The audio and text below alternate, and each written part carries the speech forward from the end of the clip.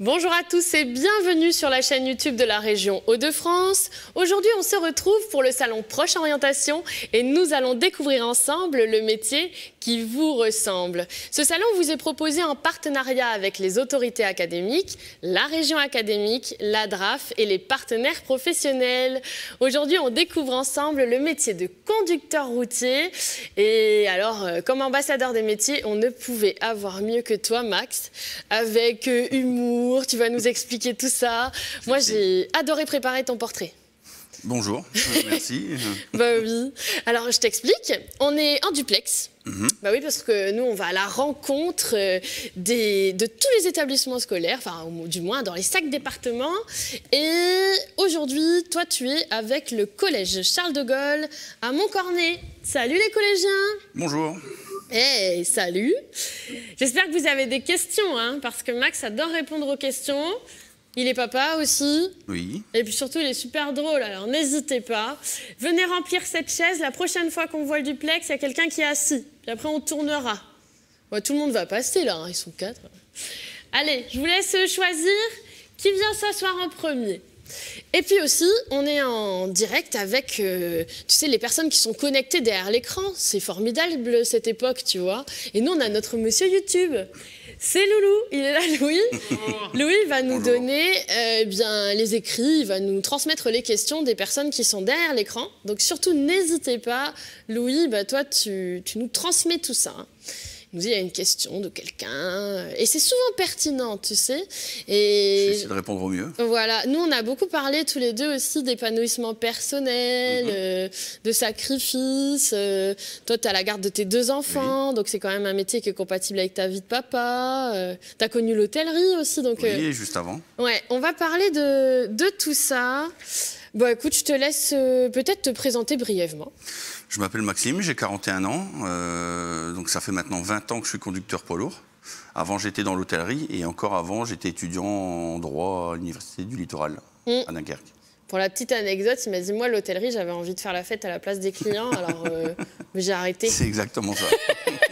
C'est vrai, hein. Et à un moment, il faut choisir le côté du bar, et oui. J'aimais pas le côté où j'étais, donc j'ai arrêté. C'était pas du bon côté. C'est ça. Oh, c'est triste.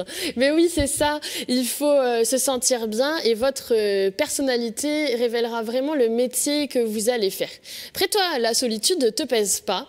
Non, j'aime bien. Ouais. Ben, elle est choisie dans la mesure où c'est uniquement dans le camion. Après, quand on arrive en livraison, on voit du monde, on discute et c'est des nouvelles personnes tous les jours, quasiment. Et puis un peu une force tranquille dans ton caractère. Toi, tu es quasiment semi-pro hein, de billard. Tu joues beaucoup au billard. Voilà. Et... Ben oui, mais les passions, souvent, révèlent les caractères des gens. Ça, j'aime bien savoir un peu vos passions, vos centres d'intérêt. Et tu dis, il faut savoir être très patient quand on est conducteur routier. Oui, parce que ou alors on est mal accueilli, ça arrive encore régulièrement et il faut garder son. Mais il faut garder son calme. Après, on peut pas agresser les gens à longueur de journée. Sur la route, c'est pareil. Dans les bouchons, si on s'énerve, ça fait rien avancer de plus. Non. Donc, il faut essayer de toujours garder son calme et je dirais fair play peut-être. Il est fair play, bah oui. Et sans plus attendre, eh bien au collège. Bon, bah sinon, le jeune homme avec le pull bleu, je t'attends pour une question et après, ça sera celui en orange. Hein, sinon, allez hop, viens t'asseoir. Ah, je vais commencer comme ça maintenant. Un peu d'autorité naturelle. Tu sais, moi, je suis une ancienne enseignante, alors bon, on y va. Hein. Bonjour, comment tu t'appelles? Je m'appelle Livan. Evan, c'est ça? Non, Livan. Livan, c'est très joli. Livan, dis-nous, quelle est ta question? Avez-vous déjà assisté à beaucoup d'accidents ou pas? Ah, c'est curieux, ça va, oui. C'est le danger du métier aussi. Ouais, c'est inhérent à la profession. Merci pour ta question déjà. Oui. Et oui, ça m'est souvent arrivé, mais on évite de trop regarder parce qu'en général, il y a les secours sur place et pour pas gêner les secours, pour pas gêner la circulation. Donc en général, on évite de regarder, mais oui, ça arrive forcément avec le temps qu'on passe sur la route. Ça arrive régulièrement. Toi, tu es un chauffeur compétent, tu as eu des déboires, tu as eu des problèmes sur la route, des accidents que tu as connus? Ça m'est déjà, oui, ça m'est déjà arrivé. Des voitures, par exemple, la nuit sur une route qui oublient d'allumer leur feu. Et puis, on conduit, on regarde, on se dit, bon, je vais changer de voie. Et puis, en fait, comme il n'y a pas le feu, on ne voit pas la voiture dans les angles morts et puis on touche. Mais jamais d'accident avec des conséquences. Voilà, pas de que du matériel humain, enfin pas de corporel humain, voilà. Mais bon, voilà, ça reste de la matière. Oulala. Puis après, avec l'expérience, on apprend aussi à remarquer les situations où il y a potentiellement des risques d'accident. Donc on prend ses distances et on essaye de rester loin. Voilà, donc plus on conduit, plus on pratique, moins on risque de causer d'accidents aussi. Il y a toujours des moments où on n'est pas vigilant, mais en général, on apprend à être calme, en fait. Oui. Parce qu'en fait, c'est quand on s'énerve qu'on fait des bêtises. Hein. Voilà, c'est ça. Ça t'a apporté une forme de sagesse, ton métier. Mais merci, Livan, et on va laisser la place à ton copain en pull orange. Merci beaucoup. Et en attendant que tu t'installes, on va partir sur YouTube avec Louis. Allez, vas-y, Louis. C'est quoi la petite question? Oui, donc on a une question de Marion qui se demande si pendant la crise sanitaire, est-ce qu'il y a eu un impact sur votre travail? Vous avez beaucoup roulé, hein, vous? Oui, il y a eu un impact dans la mesure où il y avait pas mal de magasins fermés, des choses comme ça, mais l'alimentaire, ça continue à tourner, les industries continuent à tourner, donc il y a eu un impact, mais je pense moins important que dans des métiers comme l'hôtellerie, par exemple, ou la vente, ou le commerce. Donc oui, il y a eu un impact. Tu as eu une baisse d'activité? Pas moi, parce qu'en fait, chaque conducteur a son activité, peut-être pas attitrée, mais quasiment. Toi, tu n'as pas eu de chômage partiel, par exemple? Toi, tu as travaillé? Moi, je fais essentiellement de l'industrie lourde, donc ils ne se sont pas arrêtés, ils ont ralenti, on a fait un peu moins d'heures, mais on a continué à travailler. Voilà, mais il faudra toujours des transporteurs. Je vois là, avec le Brexit, on dit tous les produits arrivent sur palette. Donc, dans tous les cas, il y aura toujours des transporteurs. Si demain on arrête les camions, il n'y a plus rien. Il n'y a plus rien. Je ne vois pas un train venir livrer un magasin en centre-ville, c'est pas possible. Merci pour cette réponse pertinente. Et c'est parti au collège. Bonjour, comment t'appelles-tu? Rodrigue. Bonjour Rodrigue. Alors Rodrigue, quelle est ta question pour Max? Combien par mois vous gagnez? Ça c'est bien. Ça c'est bien comme question, Rodrigue. Oui, c'est le nerf de la guerre. On le fait tous on travaille tous pour un salaire. Hein. Ah bah oui. Le problème, c'est que c'est un métier où on est payé à l'heure. Et en gros, plus tu travailles, plus tu gagneras d'argent. Et moins tu travailles, moins tu en gagneras, sachant qu'il y a un minimum, bien sûr, garanti. Moi, pour moi, ma profession, c'est-à-dire moi, je rentre tous les jours chez moi. Je dirais que je suis entre 1900 et 2200 euros net, tout compris. Début de carrière, moi j'ai 1400 euros net et salaire moyen 1510. Oui, ça c'est de base. De base, voilà. C'est les 169 heures par mois, mais 169 heures par mois, je crois que je les ai jamais faites en 20 ans que je travaille. Tu travailles toujours plus. 96% de temps plein, beaucoup de CDI. Hein. Oui. Alors il y a 97% d'hommes, 3% de femmes, c'est vrai ça?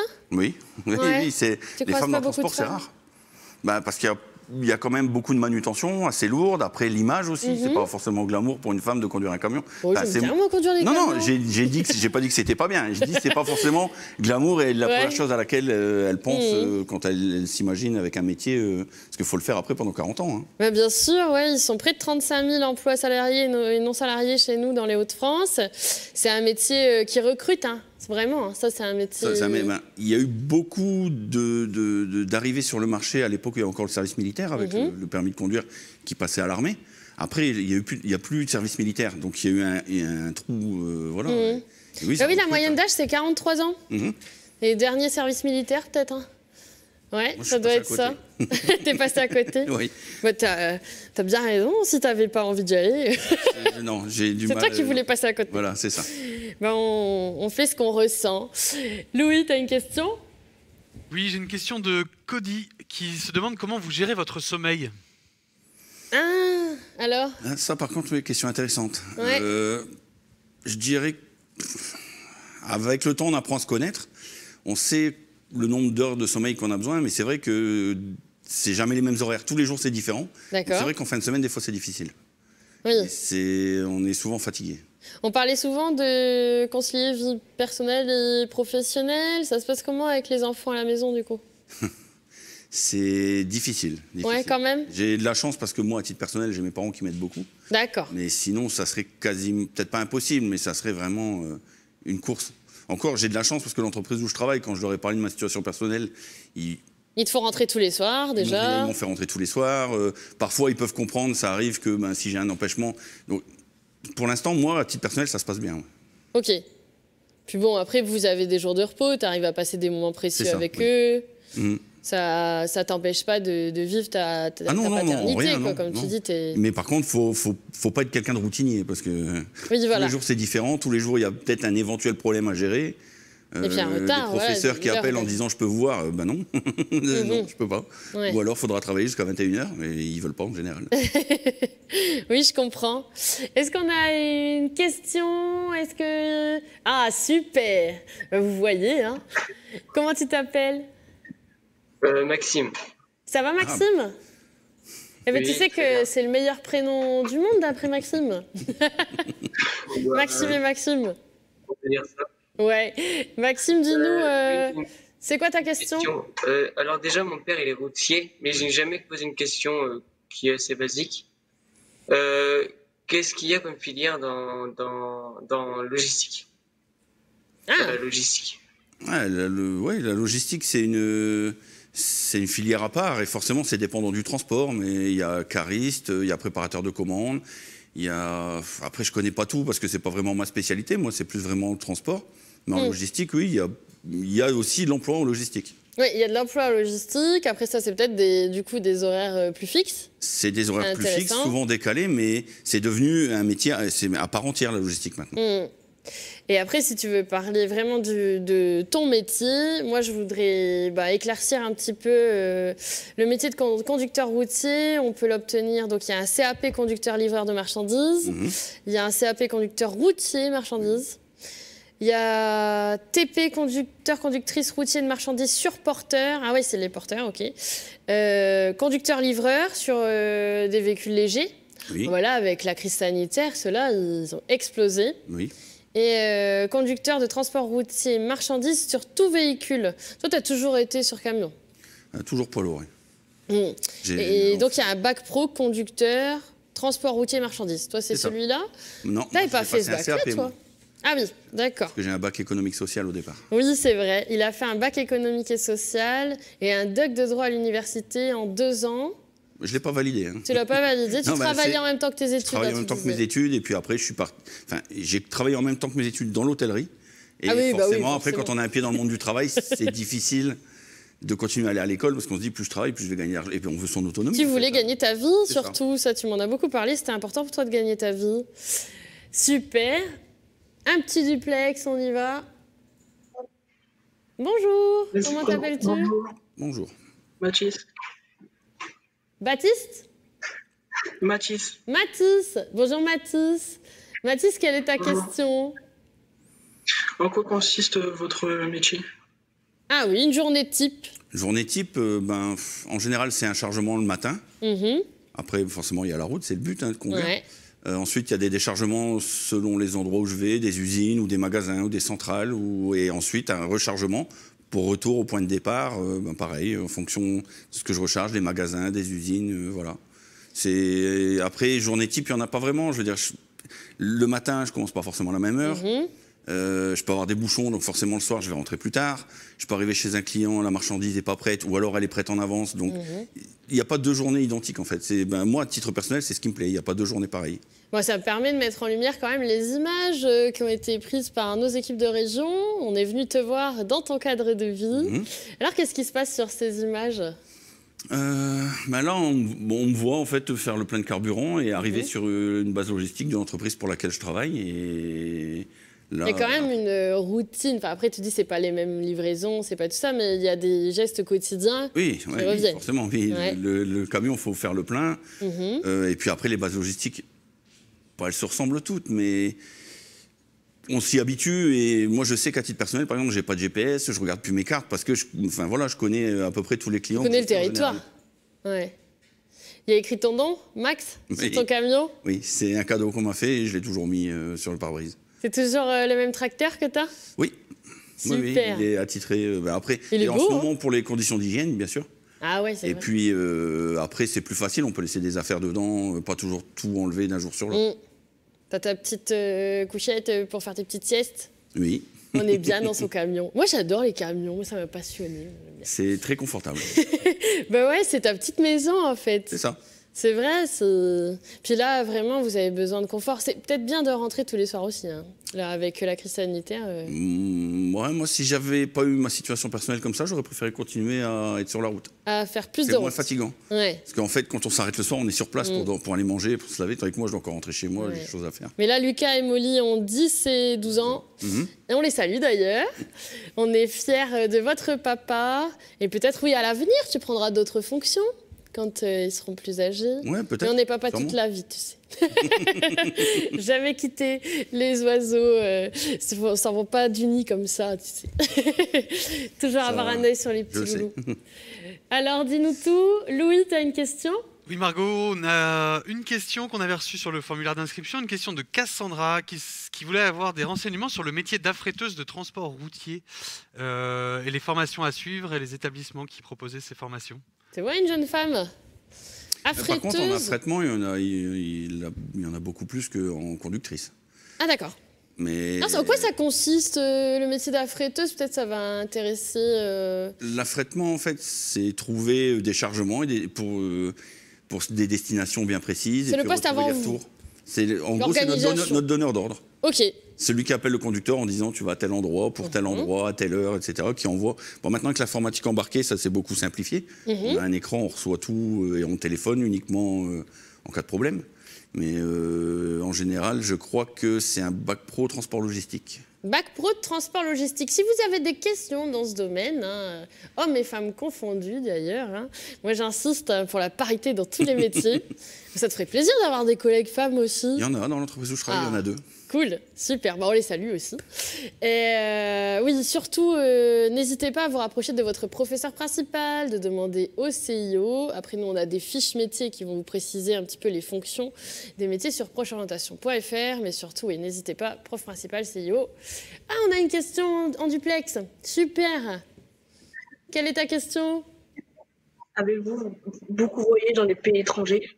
Ah, est-ce que tu as fait du transport international? J'en ai fait au début pendant 5 ans, mais ça tend à être de moins en moins valable parce qu'il y a d'autres pays forcément qui rentrent en concurrence et qui prennent le fret. Et oui, mais sinon, moi, à titre personnel, j'ai fait 10 ou 11 pays différents, mais toujours en Europe communautaire. D'accord. Jamais extra-européen. Quoi ton pays préféré? Angleterre. Ah, voilà, tu risques mais pas maintenant, d'y aller ils sont plus dans l'Europe, donc... Ça va être plus compliqué. Voilà. On les aime bien, les Anglais. Moi, j'adore, c'est vrai que c'est... Mais je trouve que c'est un pays intéressant. Ils sont assez... le flegme britannique, quoi. Ils sont assez courtois, polis. C'est vrai, ils ont une classe. Moi, j'aime bien. British. Mais bon, après, les goûts, les couleurs. Ouais, c'est vrai. 12 pays. C'est énorme, hein? Si tu n'avais pas fait ce métier, tu n'aurais pas vécu ce souvenir-là. C'est aussi ça qui est bien. Il y a des pays où je serais... Par exemple, l'Écosse, c'est pas un pays qui vient quand on veut partir en vacances. Voilà, et je suis allé en Écosse. C'est comme ça aussi que j'ai découvert l'Angleterre, parce que c'est pas un pays où je serais allé naturellement en vacances. Bien sûr. Louis, on te retrouve tout de suite pour une question. Oui, on a une question d'Agnès qui se demande si pour la vie de famille, c'est pas trop difficile comme métier. Ah, Agnès, Max, toi, tu dis la vérité, hein. Ah oui, non, moi, c'est vrai que pour la vie de famille, il faut avoir un bon binôme. C'est comme le métier d'infirmier. On a eu un infirmier qui disait, moi, j'ai une femme qui me comprend. Voilà. C'est certain qu'il ne faut pas s'attendre à faire des activités, on va dire... en gros, la semaine, c'est le travail. Voilà, parce qu'on n'a pas d'horaire, donc on ne peut pas dire, tiens, jeudi soir, on n'irait pas faire ça. Non, c'est pas possible. Même toi, il faut réserver sa vie sociale au week-end. Tu es passionné de billard, mais tu n'as jamais pu aller au niveau que tu voulais. Ah non, j'ai pas le temps. C'est frustrant. J'ai pas l'entraînement, j'ai pas le temps disponible pour m'entraîner suffisamment. Ouais. Mais après, je regrette pas non plus. Après, comme tu dis, ça a l'air assez correct. Tu peux faire des cadeaux, tout ça. Du coup, quand peut-être sur les congés, tu privilégies des moments précieux, tu fais des meilleurs souvenirs. En général, j'essaye, ouais. Ça se gère au jour le jour. Moi, par exemple, le lundi, je sais pas ce que je vais faire le mardi, et le mardi, je sais pas encore ce que je vais faire le mercredi. Et après, ça devient une façon de vivre, en fait, de gérer au jour le jour. Bon, pour des amoureux tout seuls, c'est compatible. Pour une famille, il faut un planning sur le frigidaire. C'est ça la réponse. Pour peu que madame ou monsieur soit dans un métier avec des horaires pareils, alors là, il faut prendre rendez-vous. Moi, j'ai connu, en tant qu'ancienne enseignante, j'ai connu énormément de binômes routiers, profs. Même les dames, elles aiment bien quand vous partez 2-3 jours, comme ça, elles sont petite organisation à la maison. Il y a des bonnes familles qui se gèrent comme ça. Il y a le problème inverse. Hein. Moi, quand j'ai commencé à rouler, on m'a dit ouais, un conducteur qui a découché toute sa vie, quand il est en retraite, qu'est-ce qu'il fait en premier? Il divorce. Mais non, il fait connaissance avec sa femme. Regarde, avec le confinement, des fois, justement, ils ne se connaissaient pas avant. Et puis... Voilà. Je vous avais dit qu'avec Max, on allait bien rigoler. Louis, je te vois rigoler, même à travers ton masque. Hein. Mais tu as bien raison, il faut profiter. Dis-nous tout. Alors, on a une question de Cody, encore, qui se demande quelle est la durée de votre plus long trajet. Ah, ça, c'est rigolo. Plusieurs jours. En kilomètres En kilomètres, j'ai jamais, on va dire, Dunkerque, quasiment Gibraltar, donc sud de l'Espagne. Ou nord de l'Écosse, je sais pas. C'est les plus éloignés où je sois allé. Après, pour donner un kilométrage précis, je ne l'ai pas en tête. Mais tout en haut de l'Écosse, tout au nord de l'Écosse et tout au sud de l'Espagne. Magnifique, les paysages à voir. Et à l'est, frontière entre la Pologne et l'Allemagne. Super. On va aller en duplex. Ce sera peut-être notre dernière question ou avant-dernière question, car le temps passe. Et c'est vrai que voilà, on fait, on va dire, un petit focus sur ton métier. Après, si on a envie d'en savoir plus, tu es ambassadeur des métiers, tu es disponible. Hein, toi, oui. Pas de souci. Nous voici avec une nouvelle question. Quelle est ta question? Est-ce un métier ennuyeux et comment vous le gérez? Ah, toi, tu t'ennuies? C'est pas un métier ennuyeux parce que c'est jamais la même chose, c'est toujours différent, on rencontre toujours des nouvelles personnes, des nouveaux endroits. Je sais que moi, il y a des paysages que j'ai vus, peut-être que personne ne les a vus parce que j'étais là à un moment, précis, un lieu précis qui a fait que c'était bien. Et du camion, on voit pas pareil qu'en voiture. Hein. C'est comme le bureau, sauf que moi, mon papier peint, il change tout le temps, en fait. Donc, c'est beau à dire. C'est intéressant. Après, il faut aussi être un peu ouvert, c'est-à-dire s'intéresser aux autres. Et les endroits où on va, c'est pour le travail. Parce que quand on y va en touriste, on est toujours bien accueilli, tout va bien, tout est beau, tout est rose. Mais quand on y va pour le travail, on connaît les gens dans leur vie de tous les jours. Donc, c'est pas pareil. Et puis aussi, on est l'interlocuteur, alors qu'en fait, on fait que livrer une marchandise, mais donc les soucis en amont, on les connaît pas forcément. Non, pas forcément. Et à gérer... Donc non, c'est pas ennuyeux. Non, c'est pas ennuyeux. Moi, plein de rebondissements. Je veux dire, moi, j'aime conduire, donc c'est aussi pour ça en partie que j'ai fait ça. Moi, quand je conduis, j'ai pas l'impression de travailler, donc... Après, c'est sûr, quand j'arrive, je dois décharger le camion, le recharger parce que ça arrive. C'est moins passionnant, mais je veux dire, non, moi, j'ai pas l'impression de travailler quand je conduis. Oui, ça, c'est important. Bon, parfait. Écoutez, on va vous faire un grand au revoir, ou à moins que quelqu'un peut lever la main ou venir s'asseoir si vous avez une ultime question, une dernière question. Vas-y, viens. Viens t'installer. Ah oui, si vous avez des questions, il n'y a pas de souci. Mais ils sont super. Ils sont bien, hein Mais c'est toi, Max. Max et Max, on y va. Oui, bonjour. Combien vous faites de clients dans une journée en moyenne? Ah, ça, c'est intéressant.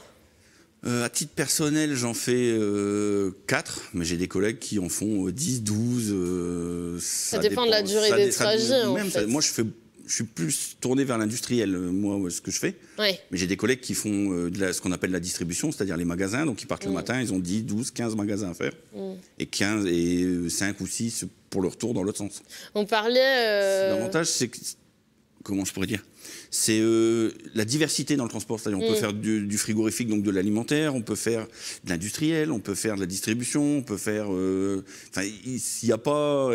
peut choisir vraiment beaucoup de spécialisations après. On parlait du dos, etc. Mais en fait, dans vos fonctions, vous ne livrez pas forcément, enfin, vous ne déchargez pas forcément, mais toi, tu dis ça fait partie aussi du quotidien. Oui, ça fait partie aussi du quotidien. T'arrives, tu vois... Après, il faut connaître ses limites. Hein. Ça m'est arrivé d'aller chez des clients, on me dit, vous videz comme ça. Je dis non. Ouais, voilà. Moi, je risque pas de me blesser pour décharger une marchandise. Voilà. Il faut être... Donc, dans les fonctions du conducteur routier, on ne décharge pas. Après, toi, tu n'exclus pas de rendre le service et puis de... Ça arrive même de plus en plus souvent. Ouais. Oui, ok. Donc ça, c'est important de le savoir aussi. On va repartir sur une question de Louis, parce qu'il m'a dit dans l'oreille qu'il avait une question. Et pareil au collège, si vous venez vous asseoir directement, comme ça on vous verra à l'écran que vous êtes prêts. Oui, j'ai une question de Nicolas qui se demande s'il y a un âge requis pour repasser le permis poids lourd. Oui, parce que du coup, quand on est en CAP... Normalement, le permis, ce qu'on appelait avant le super lourd, c'était 21 ans. sauf diplôme de l'éducation nationale, c'est-à-dire CAP, BEP, etc. Là, on peut conduire un poids lourd à partir de 18 ans. Mais normalement, si quelqu'un qui paye son permis lui-même dans le civil, entre guillemets, hors diplôme éducation nationale, ça sera 21 ans. Oui, en fait, le tout, c'était d'avoir un minimum une expérience de 2 ans de conduite, enfin 2-3 ans de conducteur permis B, quoi. Voilà. Sachant que le permis B, si on fait un BEP, ils l'ont à 16 ans. Ils ne peuvent pas conduire à l'extérieur, mais ils passent le permis auto à 16 ans. Ce qui fait qu'à 18 ans, avec le diplôme et le permis poids lourd, ils peuvent conduire un camion. D'accord, parfait. Louis, mais ça déborde de questions, dis-moi. Ouais, j'ai une nouvelle question de Cody qui justement se demande quelles sont les différentes catégories de poids lourds. Ah, intéressant. Il y a des porteurs donc de 3,5 tonnes jusqu'à 32 tonnes en fonction du nombre d'essieux. Il y a des semi-remorques, c'est ce qu'on voit le plus d'ailleurs. Des camions remorques, donc c'est un porteur avec une remorque derrière. Après, il y a tout type, il y a des plateaux, des frigos, des citernes de produits secs, pulvérulents. Enfin, c'est vraiment très très varié.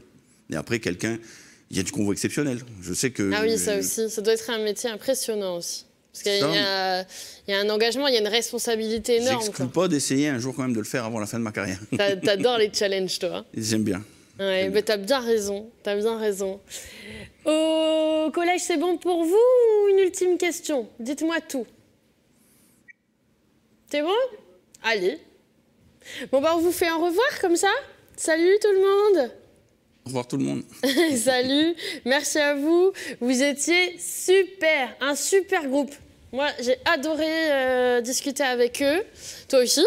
Ouais, franchement, c'était parfait de partager ce témoignage. Louis, dis-moi, est-ce qu'on est bon autour des questions? Plus de questions pour l'instant, donc. C'est parfait. À toutes les questions. Voilà, c'est parfait. Sachez que ce métier en Hauts-de-France a un potentiel d'embauche au beau fixe. 85% de CDI, souvent. Quand on a un bon chauffeur, on le garde. Ça, c'est vrai? Souvent, oui. Ouais. Il n'y a pas de... Mais c'est vrai que quelqu'un qui veut faire ce métier-là, il n'aura aucun obstacle à trouver du travail. Et puis je parlais hier des tracteurs, etc. Mais ça coûte cher comme outil. On vous met entre les mains, ça vaut combien un tracteur plus la remorque? Un tracteur, c'est entre 80 et 90 000 euros. T'imagines, hein? Et une remorque, c'est aux alentours de 30 000, je crois. Mais après, il faut vérifier, parce que j'ai donc pas tout les prix en cumulé, tête, c'est une maison. Plus de 100 000 euros, c'est ça. Ouais, tu te balades. Donc forcément, on met entre les mains des camions et on veut faire ça avec des personnes de confiance. Et la confiance, on l'acquiert sur la durée. C'est comme dans tout. Il faut faire ses preuves. Faut faire ses preuves. Moi, je vous remercie vraiment pour votre attention. Je remercie la classe parce qu'on était super bien à l'ILERS avec les copains. Je vous rappelle que vous pouvez voir et revoir cette vidéo en replay sur la chaîne YouTube de la région Hauts-de-France. Toutes les informations également sur le site procheorientation.fr. Je vous remercie de nous avoir suivis. Je te remercie d'avoir accepté mon invitation. Et alors, on parlait beaucoup de portes à pousser. Alors, je vais finir cette vidéo avec une citation de Coluche que j'adore. Les portes de l'avenir sont ouvertes à ceux qui savent les pousser. À bientôt pour découvrir ensemble de nouveaux métiers.